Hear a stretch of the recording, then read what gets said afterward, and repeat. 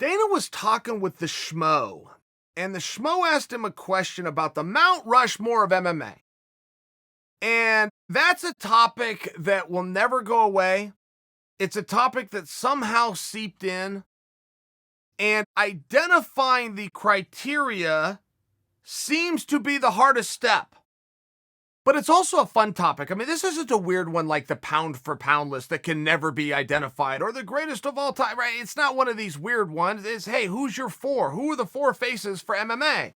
So if I look at the actual Mount Rushmore we have now, then I come to my conclusion of the interpretation of how they got up there, and I feel like that's the same criteria you have to put into MMA. But nobody's actually said that. So I will largely hear, and here's who Dana put on there. He said you have to put Hoist Gracie, you have to put Amanda. Who are the other two you could have a discussion about?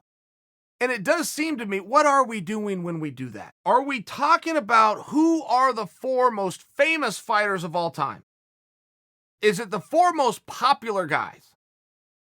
Because that would be a totally different list. That's where you would have, your Conor McGregor, of course, is going to go up there. And of course, you're going to have Hoist Gracie. You're going to have a Chuck Liddell. I mean, he ran an era for a meaningful period of time. But is that what we're talking about? Or are we talking about who started and lit the torch and passed it and passed it and passed it, and you have to identify the four most meaningful characters, four most meaningful athletes to the sport? And being meaningful and being skilled are not the same thing, and I understand that they largely do cross. Generally, to be extremely popular, you need to be extremely successful. To be extremely successful, you need to be extremely good. I see how these things cross. You have to start with Hoist Gracie, of course. He was the original. He was the guy that came in and changed everybody's mind. Everybody just perceived that the bigger guy beats up the smaller guy. Hoist came in, never fought anybody smaller than him, only fought bigger guys and beat them all. And by the way, beat 3 in one night. And one night for UFC 2, he had to beat 4 guys in one night. Of course, you start with Hoist. Showed us the effectiveness to grappling. Showed us the effectiveness to patience. Showed us the importance of why you must have finishing holds. At some point, a contest has to come to a conclusion.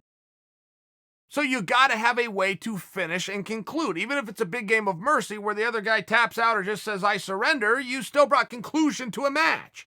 That was a big deal.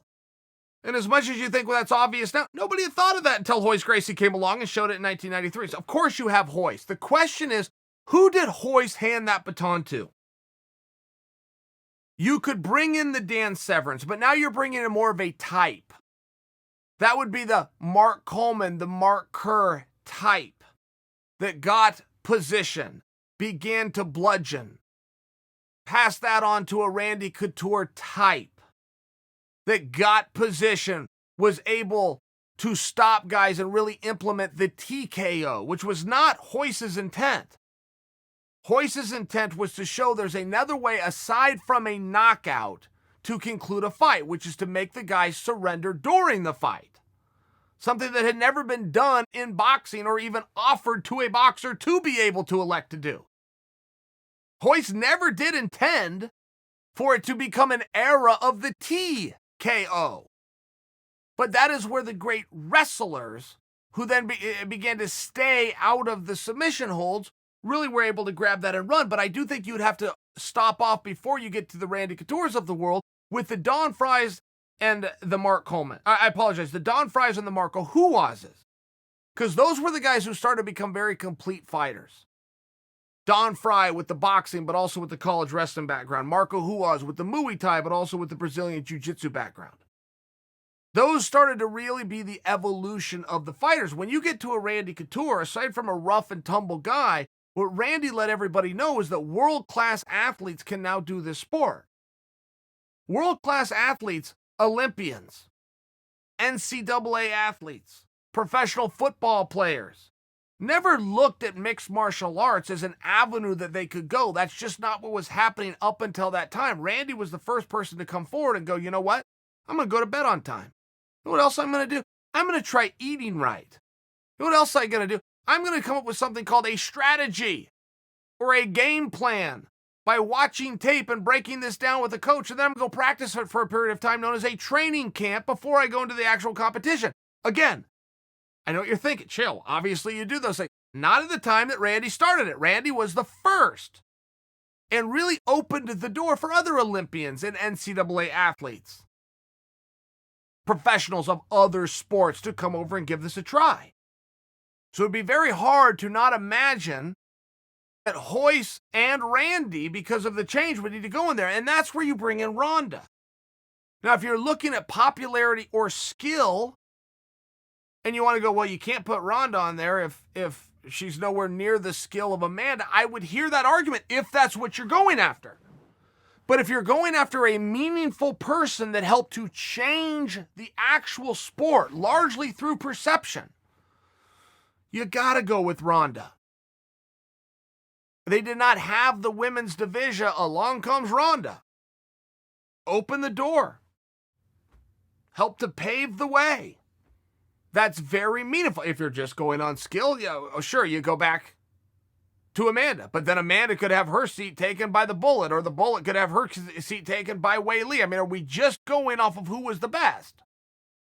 It starts to be a debatable topic until they actually cross paths, and then you go to Amanda. So I'm just offering for you that I would think that the people that were able to change, then you're going to have a guy, George St Pierre. Not only was he wildly successful, not only any fight that he ever lost did he go and get back, do the whole champ thing, but he was the first ever to weaponize pace. He was able to bring in the Dan Gable philosophy to the sport of MMA, which is, I'm going to get as good as I can, you get as good as you can, but I'm going to bring a secret weapon in my back pocket, which is I'm going to push you to the limits until you can't stand up anymore. And should push come to shove and everything else is equal, I'll just beat you that way. I'll just go harder in the 25th minute than you can go. Harder in the 5th round than you could go in the 2nd round. That was possibly George's greatest contribution to the sport, as he was really the first to truly make a weapon out of just going harder than your opponent. I think you would have to take a very good look at Khabib, being the most popular Muslim athlete alive. But that's a very real thing. You're not talking about opening up doors. You're talking about changing the world, bringing this sport and bringing attention to cultures and to countries that didn't really have their eyes open to it before.